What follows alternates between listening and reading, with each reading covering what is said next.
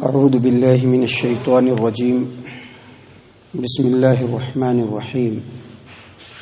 فلعلک تارک بعد ما یوحى الیک وضائق به صدرک ان یقولوا لولا انزل علیہ کنز او جاء معه ملک انما انت نذیر واللہ علی کل شیء وکیل ام یقولون افتراه قل فأتوا بعشر سور مثله مفتريات وادعوا من استطعتم من دون الله إن كنتم صادقين فإن لم يستجيبوا لكم فاعلموا أنما أنزل بعلم الله وأن لا إله إلا هو فهل أنتم مسلمون۔ محترم سامعین کرام، سورہ ہود سورہ نمبر 11 اور اسی سورت سے ابھی آپ کے سامنے آیت نمبر 12، 13، 14 یہ تین آیات تلاوت کی گئی۔ محترم سامعین کرام، پہلی آیت کریمہ میں اللہ تبارک و تعالی محمد عربی صلی اللہ علیہ وسلم کو مخاطب کرتے ہوئے فرما رہے ہیں کہ فلعلک تارک بعد ما یوحى الیک وضائق به صدرک ان یقولوا لولا انزل علیہ کنز او جاء معه ملک انما انت نذیر واللہ علی کل شیء وکیل۔ اے محمد صلی اللہ علیہ وسلم، ایسا نہ ہو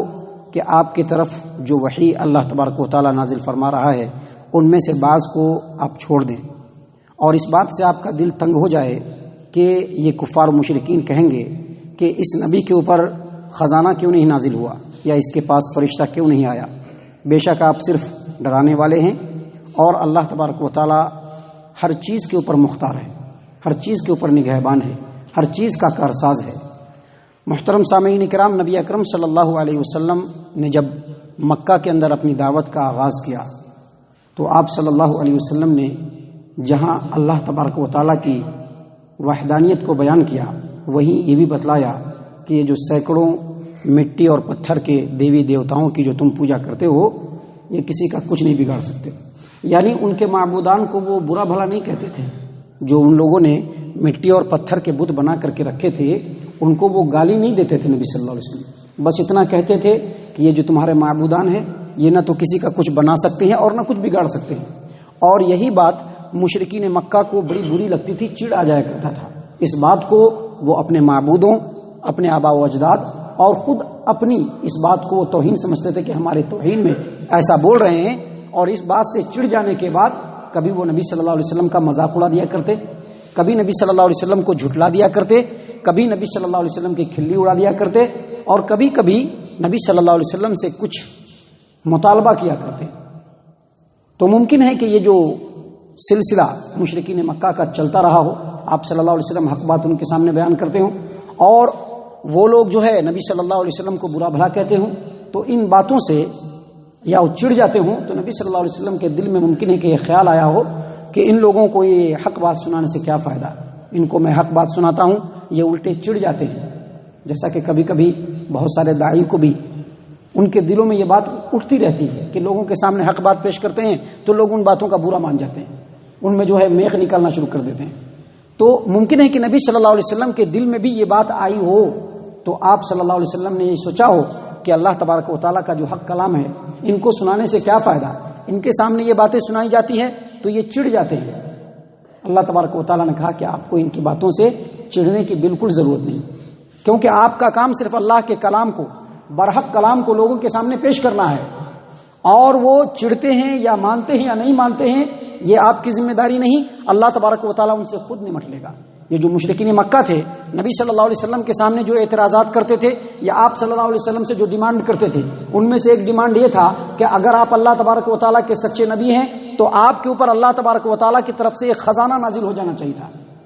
جس خزانے کی وجہ سے اللہ تبارک و تعالیٰ جو خزانہ نازل کرتا اس سے آپ کی مالی حالت ٹھیک ہو جاتی، اور جب آپ ذرا مالدار ہو جاتے تو اپنے مال کے دم پر لوگوں کو ہم نوا بنا لیتے، جیسا کہ عام طور پر دنیا پرستوں کا یہ شیوا ہے اور دنیا پرستوں کا یہ خیال ہے کہ ان کے پاس جو مال ہے، ان کے پاس جو طاقت ہے اس کے ذریعے سے تمام لوگوں کو جو ہے سمیٹ لیں گے۔ تو اس طرح کا جو ہے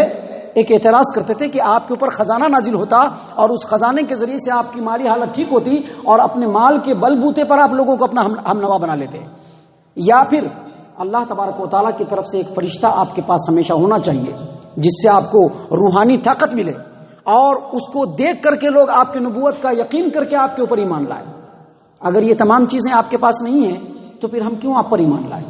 اللہ تبارک و تعالیٰ نے کہا کہ ان باتوں سے تنگ دل ہو کر کے، ان باتوں سے گھبرا کر کے، دل کے اندر تکلیف محسوس کر کے، اے محمد صلی اللہ علیہ وسلم، جو حق بات اللہ تبارک و تعالیٰ وحی کی شکل میں آپ کے اوپر نازل فرما رہا ہے، ان میں سے باتوں کو چھپائیے مت، چھوڑیے مت، تمام باتوں کو بالکل کھلے انداز میں لوگوں کے سامنے پیش کیجیے۔ آپ کو لوگوں سے ڈرنے کی، لوگوں سے گھبرانے کی بالکل ضرورت نہیں ہے، بلکہ اللہ تبارک و تعالیٰ آپ کا کارساز ہے، اللہ تبارک و تعالیٰ آپ کو بھی دیکھ رہا ہے، اور تمام کائنات کے اوپر اللہ تبارک و تعالیٰ کا ہی اختیار ہے۔ دراصل اس آیت کریمہ سے خاص طور سے جو توحید پرست ہیں، جو داعیان حق ہیں، ان کے لیے بہت بڑا اسپرٹ ہے اس آیت کریمہ کے اندر کہ ان کو حق بات بولتے وقت ہمیشہ اپنا حامی اور مددگار اللہ تبارک و تعالیٰ کو سمجھنا چاہیے، اور جو اللہ کا کلام ہے اس کو بالکل کلیئر انداز میں، کھلے انداز میں لوگوں کے سامنے پیش کرنا چاہیے۔ محترم سامعین کرام، آگے اللہ تبارک و تعالیٰ فرما رہے ہیں کہ ام یقولون افترا قل فأتوا بعشر سور مثله مفتریات وادعوا من استطعتم من دون اللہ ان کنتم صادقین۔ کہیں اس وجہ سے بھی آپ کا دل تنگ نہ ہو جائے کہ اگر آپ لوگوں کے سامنے اللہ کا کلام پیش کریں، یہ قرآن کریم کے آیات پیش کریں، حق بات اگر آپ لوگوں کے سامنے پیش کریں، تو لوگ یہ کہیں کہ یہ قرآن کریم جو ہے وہ آپ اپنی طرف سے بنا کر کے لے کر کے چلے آئیں۔ یعنی اللہ تبارک و تعالی جو حق بات قرآن کریم کی شکل میں نازل فرما رہا تھا، جب نبی صلی اللہ علیہ وسلم ان باتوں کو مشرکین مکہ کے سامنے پیش کرتے تو بہت سارے اعتراضات میں سے ایک اعتراض یہ بھی کرتے کہ یہ جو کلام ہے یہ اللہ کا کلام تھوڑے ہی ہے، اللہ تبارک و تعالیٰ نے تھوڑے ہی نازل کیا ہے، یہ تو آپ نے خود سے بنا لیا ہے، آپ خود گھڑتے رہتے ہیں۔ اللہ تبارک و تعالیٰ نے کہا کہ اے محمد صلی اللہ علیہ وسلم، آپ ان کو چیلنج کے ساتھ کہیے کہ اگر یہ قرآن کریم کسی انسان نے اپنی طرف سے گھڑا ہے تو تم بھی انسان ہو، تم ایسی 10 صورتیں گھڑ کر کے لاؤ۔ یہاں پر 10 صورتوں کا تذکرہ ہے قرآن کریم میں۔ سورہ یونس سورہ نمبر 10 کے اندر آیت نمبر 37 اور 38 میں اللہ تبارک و تعالیٰ نے مشرکین مکہ کو چیلنج کرتے ہوئے کہا ہے کہ تم صرف ایک سورت گھڑ کر کے لاؤ، یعنی قرآن کریم جو اتنی ہے اس کے مقابلے میں اس جیسی ایک سورت بنا کر کے لاؤ۔ اور اسی طرح سے سورہ بقرہ کے آیت نمبر 23 میں بھی اللہ تبارک و تعالیٰ نے چیلنج کیا کہ تم اس طرح سے صرف ایک سورت گھڑ کر کے لاؤ، اور تم کو اللہ کو چھوڑ کر کے جس کو مدد کے لیے بلانا بلا لو، یہاں تک کہ جو تمہارے اپنے جھوٹے معبود ہیں ان کو بھی مدد کے لیے بلا لو۔ اللہ تبارک و تعالیٰ نے کہا کہ یا ممکن ہے کہ محمد صلی اللہ علیہ وسلم آپ کے دلوں میں تنگی آئے اس بات سے کہ یہ لوگ کہیں گے کہ اس قرآن کو تم نے اپنی طرف سے گھڑ لیا ہے۔ قل، آپ کہیے، فأتوا بعشر سور مثلہ مفتریات، اس طرح کی 10 صورتیں تم بھی بنا کر کے لاؤ۔ وادعوا من استطعتم من دون اللہ ان کنتم صادقین، اگر تم سچے ہو تو ایسی 10 صورتیں بنا کر کے لاؤ، اور مدد کے لیے اللہ کو چھوڑ کر کے جس کو بلانا چاہو بلا لو۔ اگلی آیت کریمہ میں اللہ تبارک و تعالیٰ نے فیصلہ کن انداز میں کہا فَإِن لَّمْ يَسْتَجِيبُوا لَكُمْ، آپ جو چیلنج ان کے سامنے رکھیں گے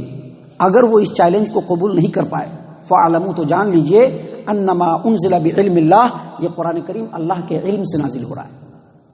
یہ قرآن کریم جو ہے وہ اللہ کے علم سے نازل ہو رہا ہے۔ وَأَن لَّا إِلَٰهَ إِلَّا هُوَ، اور اللہ تبارک و تعالیٰ کے علاوہ کوئی عبادت کے لائق نہیں۔ فَهَلْ أَنْتُمْ مُسْلِمُونَ، تو اب تم لوگ اس حق بات کے سامنے کب سر تسلیم خم کرو گے؟ اب تم اس حق بات کے سامنے کب سر جھکاؤ گے؟ کیا تم سر جھکا رہے ہو؟ یہ جو آیت کریمہ ہے اس میں دراصل اللہ تبارک و تعالیٰ نے کچھ پوائنٹس، کچھ ریزلٹس، کچھ نتائج بتلائے ہیں کہ اگر نبی اکرم صلی اللہ علیہ وسلم نے مشرکین مکہ کے سامنے یہ چیلنج رکھا، اور نبی صلی اللہ علیہ وسلم نے یہ چیلنج رکھا، قرآن کریم نے بھی ان کے سامنے رکھا کہ اگر یہ قرآن کریم اللہ تبارک و تعالیٰ کا کلام نہیں ہے تو ایسی ایک صورت ہی بنا کر کے لاؤ، تو اگر وہ اس چیلنج کو ایکسپٹ کرنے کے بعد بھی ایک صورت نہیں لا پا رہے ہیں، ایک آیت نہیں لا پا رہے ہیں، تو اس سے کچھ نتیجے نکلتے ہیں۔ پہلا نتیجہ کیا نکلتا ہے؟ پہلا نتیجہ یہ نکلتا ہے کہ یہ قرآن کریم اگر چیلنج کیا اور چیلنج کو ایکسپٹ نہیں کیا یا ایکسپٹ کرنے کے بعد بھی اس جیسی ایک آیت نہیں لا سکے، تو پہلا نتیجہ یہ نکلتا ہے کہ یہ اللہ کا کلام ہے، کسی انسان کا کلام نہیں۔ پہلا جو پوائنٹ نکلتا ہے وہ یہی کہ یہ نبی صلی اللہ علیہ وسلم نے بنایا نہیں ہے یا کسی انسان سے بنوا کر کے نہیں لائے ہیں، بلکہ یہ اللہ کا کلام ہے۔ اور کیوں اللہ کا کلام ہے؟ کیونکہ اس کے اندر جو باتیں ہیں وہ اللہ کے علاوہ کوئی نہیں جانتا ہے۔ مثال کے طور پر اس کے اندر پیشین گوئیاں ہیں کہ آنے والے زمانے میں یہ سب چیزیں ہونے والی ہے، اس کے اندر قیامت کے بارے میں بتلائی گئی ہے کہ کیسے حشر ہوگا، کیسے نشر ہوگا، کیسے لوگوں پر عذاب ہوگا، جنت کے کیا حالات ہیں، جہنم کے کیا حالات ہیں. یہ تمام باتیں اللہ تبارک و تعالیٰ کے علاوہ کوئی نہیں جانتا. لہٰذا اس سے یہ پہلی بات ثابت ہوئی کہ یہ جو کلام ہے اللہ تبارک و تعالیٰ کا کلام ہے. دوسری بات یہ ثابت ہوئی کہ اس قرآن نے چیلنج کیا تمام انسانوں کو، خاص طور سے مشرکین مکہ کو، کہ اس جیسی 10 سورت یا اس جیسی ایک سورت یا اس جیسی ایک آیت بنا کر کے لاؤ. اور جب اس چیلنج کو ایکسپٹ کر لینے کے بعد بھی، مان لینے کے بعد بھی، اپنی پوری کوشش کرنے کے بعد بھی مشرکین مکہ یا مشرکین عرب یا دنیا کے تمام طبقے کے لوگ، قیامت تک کے آنے والے لوگ اگر اس جیسی ایک آیت بھی پیش نہیں کر سکے تو اس کا مطلب یہ ہے کہ یہ معجزہ ہے. معجزہ، کیونکہ معجزہ کہتے ہی اسی کو ہیں جو انسان کے بس سے باہر ہو. معجزہ کس کو کہتے ہیں؟ جو انسان کے بس سے باہر ہو. اللہ تبارک و تعالیٰ کے رسول صالح علیہ السلام سے ان کی قوم کے لوگوں نے کہا کہ یہ جو چٹیل پہاڑ ہے اس کے اندر سے ایسی اونٹنی نکالیے جو بالکل 10 مہینے کی گابن ہو، حاملہ ہو، اور بالکل نیچے اتر کر کے آ کر کے بچہ جننا چاہیے. حالانکہ جو بالکل 10 ماہ کی گابن اونٹنی ہوتی ہے اگر وہ اتار چڑھاؤ میں چلے گی تو اس کا بچہ اپنے آپ گر جائے گا. لیکن اللہ تبارک و تعالیٰ نے معجزے کے طور پر اس اونٹنی کو نکالا اور وہ نیچے آ کر کے بچہ دیا. تو گویا یہ انسانی جو ہے ذہن، انسانی سوچ اور انسانی کیپیسٹی سے بالکل باہر ہے. تو اس کا مطلب یہ ہوا کہ یہ قرآن کریم کی ایک آیت جیسی بھی آیت یہ لوگ بنا کر کے نہیں لا سکے. تو یہ قرآن معجزہ ہے. اور جب یہ قرآن معجزہ ہے تو اے مشرکین مکہ، اب تم کو الگ سے معجزہ طلب کرنے کی کیا ضرورت ہے؟ اب الگ سے معجزہ طلب مت کرو. نبی صلی اللہ علیہ وسلم کا یہ قرآن اس زمانے میں بھی معجزہ، آج بھی معجزہ اور قیامت تک معجزہ رہے گا. کوئی اس کے ایک آیت کے مثل بھی نہیں لا سکتا. قرآن کا یہ چیلنج آج بھی قرآن کریم کے اندر موجود ہے. محترم سامعین کرام، اور تیسری بات یہ ثابت ہوتی ہے کہ جب یہ چیز اللہ تبارک و تعالیٰ کا کلام ہے، کسی انسان کا کلام نہیں ہے، تو ہر انسان کو چاہیے کہ پہلی فرصت میں اس قرآن کریم کے اوپر ایمان لائے. اور چوتھی بات یہ ثابت ہوتی ہے کہ جب اللہ تبارک و تعالیٰ نے اسی قرآن کریم کے اندر سورہ بقرہ کے اندر مشرکین مکہ کو چیلنج دیا تو یہ بھی کہا کہ تم اللہ کے علاوہ جن سے چاہو مدد طلب کرو، یہاں تک کہ جو تمہارے معبودان ہیں جن کو لے کر کے تم بہت سینسیٹیو ہو ان سے بھی تم مدد طلب کرو، کیونکہ ایسے وقت میں ان کو مدد کرنا چاہیے. تمہارے اندر ایسی طاقت بھر دینی چاہیے جس سے تم اس طرح کی ایک آیت بنا کر کے لاؤ. لیکن